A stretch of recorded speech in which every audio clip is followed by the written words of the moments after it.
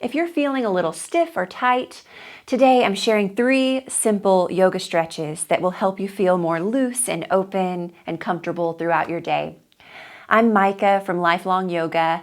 Let's get right into it.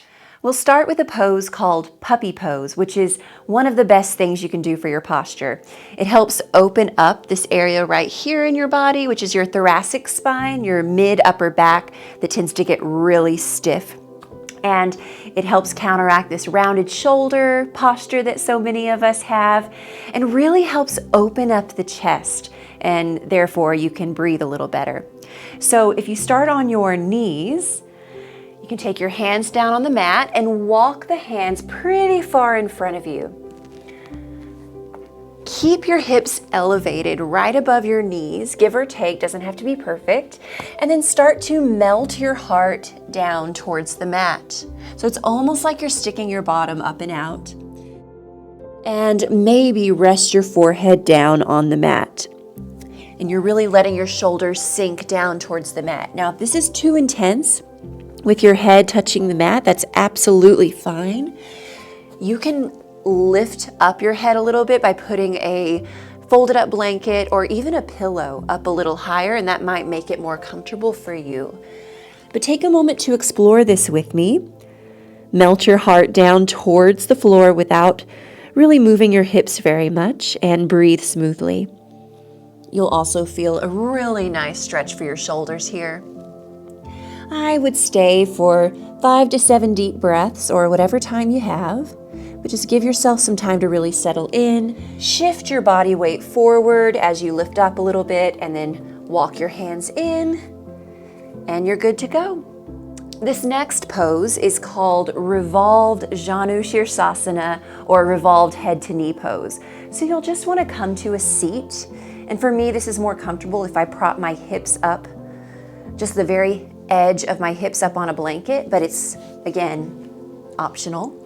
You can see if that feels better to you.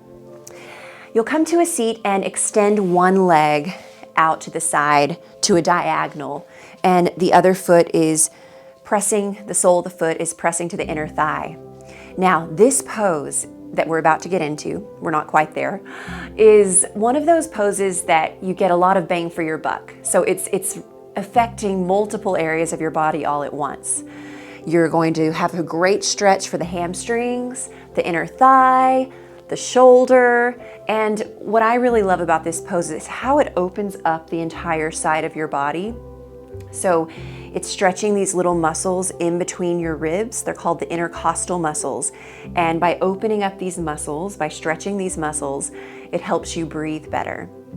So you'll start like this, and let's say your left leg is extended. You're going to make sure you're up on top of your sit bones. That's why the blanket can help, so our pelvis isn't tucked under like this. Do you see the difference? If you feel like you're tucked under like this, like your bottom is under you, we're not going to be able to get the stretch in the place we are trying to get the stretch, okay? Instead, you're just going to be pulling from your back. So it's really important to think of coming up on top of your pelvis, kind of sticking the bottom out behind you. And sometimes a little elevation can help with that. So if you want to explore that, I encourage you to do that. But otherwise, let's get set up here. So if your left leg is extended, we're going to sit up tall and let the left hand slide down the leg. Now you can stop at the ankle if you like, or maybe you take your peace fingers here of the left hand and you wrap them around your big toe, your left big toe. All right, so wherever you're holding on, that's great. And then take your right shoulder, the other shoulder, and open it back here. All right, extend the right arm out so you have a really nice open, externally rotated shoulder. And gently use your grip on the ankle or the toe to draw yourself down a little closer to this leg. Now this is the first part of this stretch, and we're already getting a nice stretch here, okay? But if you want to take it a little further and get more of that side body opening and shoulder stretch, continue to reach your right arm up, keeping the shoulder nice and open, and then out past your ear. So really extending through the fingertips, drawing yourself down to the leg, and then checking in to make sure that your neck feels comfortable so you can shift your gaze wherever you'd like, wherever feels best, and we'll hold and breathe. Again, maybe 5 to 7 deep breaths, letting your body settle and get used to the sensations that you feel. With all of these stretches, it's best to ease into it. Maybe don't force yourself to your deepest range of motion right away. Back off just a little bit, and then once your body relaxes, you can connect with your breath. You might notice that your body naturally opens up more and you can go a little deeper with ease into each posture. If you're still with me here, let's go ahead and release, and please do the other side so you're not lopsided, but I'm going to move on to our last and final stretch. This is our seated spinal twist, and it improves the functional rotation of your spine that we use so many times every single day without even realizing it, putting your seatbelt on, reaching for something. So it improves your spinal mobility. It also opens up your hips, your low back, can stretch your glutes depending on your alignment here. We'll explore that in a second.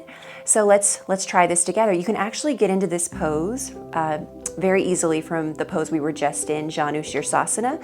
So we're just going to take that extended leg and move it right directly in front of us, okay? And then the other leg, let's say the right knee, comes up, the foot plants, and then take that foot and press it on the other side.